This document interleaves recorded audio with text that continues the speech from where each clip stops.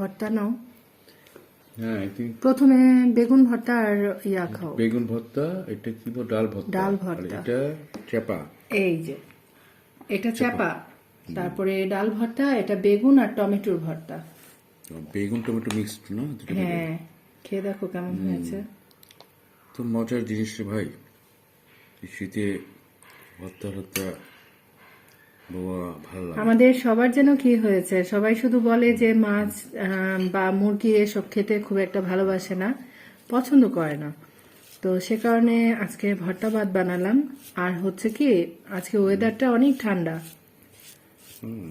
অনেক কুয়াশা পড়ছে সকাল থেকে, বাইরেও ঠান্ডা।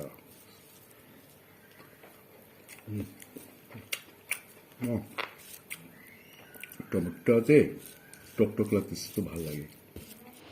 আসসালামু আলাইকুম, কেমন আছেন সবাই? আশা করি অনেক ভালো আছেন। আলহামদুলিল্লাহ, আমিও ভালো আছি। চলে আসলাম খুদের ভাত রান্না করার জন্য। আজকে দুপুরের খাবার দাবার হচ্ছে খুদের ভাত, ভর্তা, এখানে চাপা নিয়েছি, আর এই যে এখানে লাল মরিচ নিয়ে নিয়েছি ভর্তা বানানোর জন্য। এখানে পলার চালের খুদটা আমি 2 ঘন্টা ভিজিয়ে রেখেছিলাম, এখন ধুয়ে নিয়েছি। আর বোয়া রান্না করার জন্য এখানে এই যে সব মশলাই নিয়ে নিয়েছি, পেঁয়াজ কুচি, আদা কুচি, রসুন কুচি, তারপরে আদা রসুন বাটা, আর এই যে সাথে বেগুনের ভর্তা বানাবো। খুব বেশি ভর্তা বানাবো না, কারণ বেশি ভর্তা বানালে হয় কি কোনটা রেখে কোনটা খাবো এমন একটা ব্যাপার হয়ে যায়, আর কোনোটার মজাই সেভাবে বোঝা যায় না। যাই হোক, তো ঠান্ডার দিনে মজার খাবার খাবো ইনশাল্লাহ। তো কিভাবে কি রান্না বান্না করছি সেটা আর শেয়ার করব না। আমরা সবাই খুদের ভাত রান্না জানি, ভর্তা বানানো জানি। ইচ্ছা আছে খাবার যখন খাবো সেটাই আপনাদের সাথে শেয়ার করব। প্রচুর পরিমাণে পেঁয়াজ, তারপরে রসুন কুচি, আদা কুচি এগুলো দেওয়া হয়েছে, সাথে কয়েকটা শুকনা মরিচ আর হচ্ছে তেজপাতা। এটা ব্রাউন করে ভেজে নিয়ে তারপর রান্না করব। খুদের ভাত রান্না ঠিক মতো করতে পারলে এটা পোলাওর চেয়ে বেশি মজা হয়। হ্যাঁ, কি কুক করছো? কি কুক করছি? এই যে বৌয়া, মানে খুদের ভাত, চাপা ভর্তা এগুলা, তারপর বেগুনের ভর্তা। পছন্দ হয়েছে? তারপর ফাইনালি আজকে আমি রিলিজ পেলাম, এইচএসসি এক্সাম। খুব খুশি। হ্যাঁ, খুশি, আবার খারাপও লাগছে। এই যে বুড়ি বলছে কলেজ লাইফ শেষ, বুড়ি বলছে ফাইনালি আজকে আমার এক্সাম শেষ। খুব খুশি সে। এখন কি কি করবে, ঘোরাঘুরি করবে, কোথায় বেড়াবে সেগুলা ভাবছে না। ক্ষুধা পেয়েছে না? কি খেয়েছো? সিঙ্গারা, সমুচা সবাই খেয়েছে। এখন খুব ভালো করে নাড়াচাড়া করে লবণ দিয়ে পোলাওটা যেভাবে রান্না করি ঠিক সেভাবে এটা ভেজে রান্না করে নেব। আর খুদের ভাত রান্না করার জন্য আমি গরম পানি করে রেখেছি।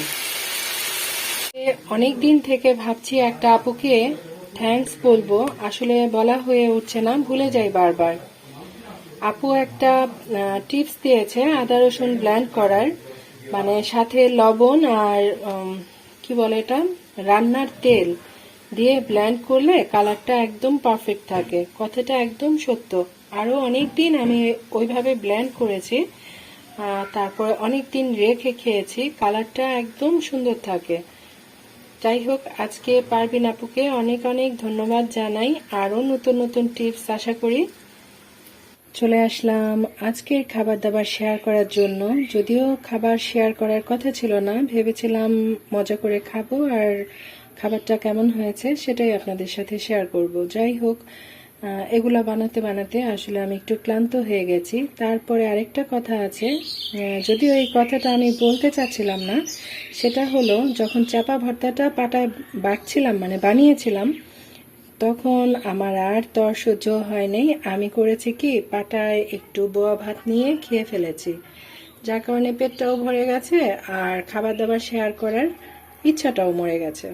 যাই হোক, এখানে হচ্ছে বেগুন আর টমেটো একসাথে করে তেলে ভেজে এটা ভর্তা করেছি। এটা একটা চাটনির মতো হয়েছে, অসম্ভব রকমের মজা। আর এটা তো চাপা ভর্তা। চাপা ভর্তা যদি না থাকে তাহলে বোয়া ভাত খেয়ে একদম মজা নাই। আর এটা হচ্ছে মশারি ডালের ভর্তা। আর ইদানিং হয়েছে কি, এই এত মাছই হয়েছে, খাবার দাবার শেয়ার করব তা ঠিক মতো করতে পারছি না মাছের যন্ত্রণায়। আর এই ভর্তা দিয়ে খাওয়ার জন্য সরি, কথা কেমন যেন উল্টাপুল্টা হয়ে যাচ্ছে, অনেক কথা বললে যা হয় আর কি। আর এই যে আমার বোয়া ভাত নিজের প্রশংসা নিজে আর কি করব, এত ঝরঝরা আর সফট হয়েছে বলে বোঝাতে পারবো না। অনেকে দেখেই বুঝতে পারবেন এটা খেতে কতটা মজা হয়েছে। আমি তো কথা বলতে বলতে আমার 12টা বেজে যাচ্ছে, যদিও আমি একটু খেয়েছি, তারপর আমার মুখে বারবার পানি চলে আসছে। আমি তো খাবার দাবার অনেক ভালোবাসি, সে কারণে এমনটা হয়। দয়া করে কোনো আপু ভাইয়ারা কেউ কিছু মনে করবেন না। যে কোনো খাবার, আমার আবার খাবারে কোনো বাছ নাই, যে কোনো খাবার খেতে আমি খুব ভালোবাসি। তো আমার আজকের খাবার দাবার কেমন লাগলো অবশ্যই সবাই কমেন্ট করে জানাবেন। সবাই আমার চ্যানেলটা যারা নতুন দেখছেন, আমার চ্যানেলে যারা নতুন তারা অবশ্যই আমার চ্যানেলটা সাবস্ক্রাইব করে আমাকে এগিয়ে যেতে সাহায্য করবেন। আরেকটা কথা, অনেকে লাইক দিয়ে লাইকটা উঠিয়ে নেন, এটা প্লিজ করবেন না, এতে করে মনে অনেক কষ্ট পাই। আর সবাই খুব ভালো থাকবেন, সুস্থ থাকবেন। আল্লাহ হাফেজ, আসসালামু আলাইকুম।